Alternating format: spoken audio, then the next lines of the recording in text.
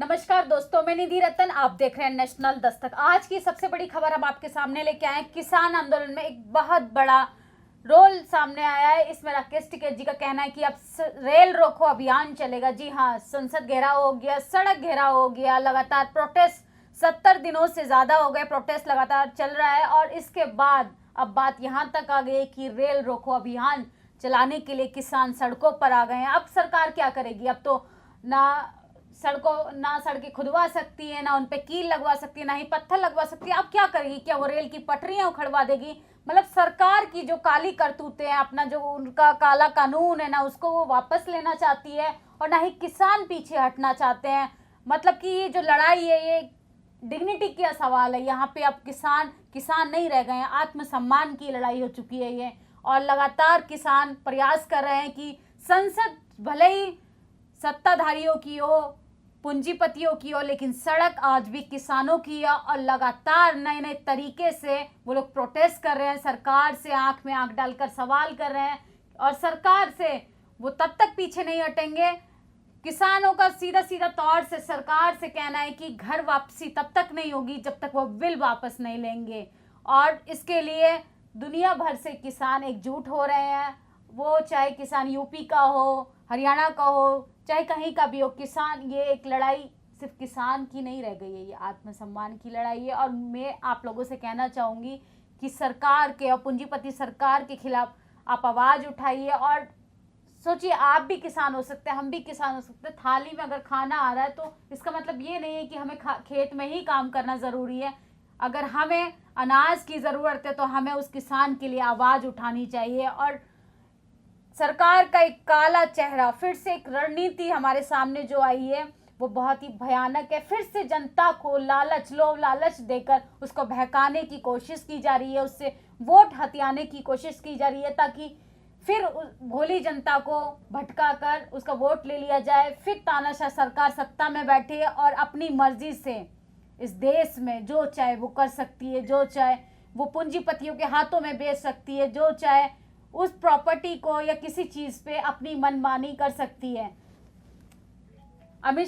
गृह मंत्री अमित शाह का कहना है बंगाल चुनाव के दौरान कि 18,000 रुपए किसानों के अकाउंट में जाएंगे। जी हाँ, बंगाल में चुनाव आ रहा है और जनता को लुभाना है। लुभाने के लिए मंदिर मस्जिद तो अब काम नहीं आएगा, ना ही जाति का एंगल अब काम आएगा। तो इसके लिए अमित शाह ने एक बहुत ही बड़ी चाल खेलने का सोच लिया है। उनका कहना है कि किसानों के अकाउंट में वो 18,000 रुपये भेजेंगे और प्रत्येक किसान व्यक्ति के अकाउंट में 18,000 रुपये जाएंगे, जिसके कारण वो किसान आंदोलन को एक नया मोड़ देना चाह रहे हैं और उसको मुद्दों से भटकाना चाह रहे हैं। क्योंकि उनको और उनकी सत्ता में बैठे लोगों को बंगाल चुनाव जो जीतना है, बंगाल चुनाव के लिए मतलब कि सत्ता के वो लोग इतने भूखे कि सत्ता के लिए वो किसी भी हद तक गिर सकते हैं। वो चाहे तो किसी की कुर्सी खींच सकते हैं, वो चाहे तो किसी का मर्डर कर सकते हैं, और वो चाहे तो जाति के राजनीति कर सकते हैं, धार्मिक राजनीति कर सकते हैं। दिल्ली दंगे जैसे लास्ट टाइम पे हमारा क्या हुआ था, जैसे इलेक्शन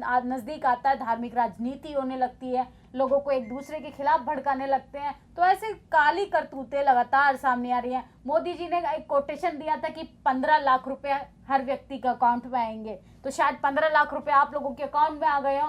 तो ऐसा ही लोभ लालच हमारे गृह मंत्री दे रहे हैं अमित शाह जी कि 18,000 रुपये किसानों के खाते में जाएंगे, जिससे वो किसानों का आंदोलन को भटकाने की कोशिश कर रहे हैं और बंगाल चुनाव की ओर अपना ध्यान केंद्रित करना चाह रहे हैं, ताकि लालच भोली भाली जनता को उनके अधिकारों से, उनके मुद्दों से भटकाया जाए और उनका वोट हथिया के वो सत्ता में जा सकें, पावर पोजीशन अपने हाथ में ले सकें और जनता के हाथ में सिर्फ खाली कटोरा हो।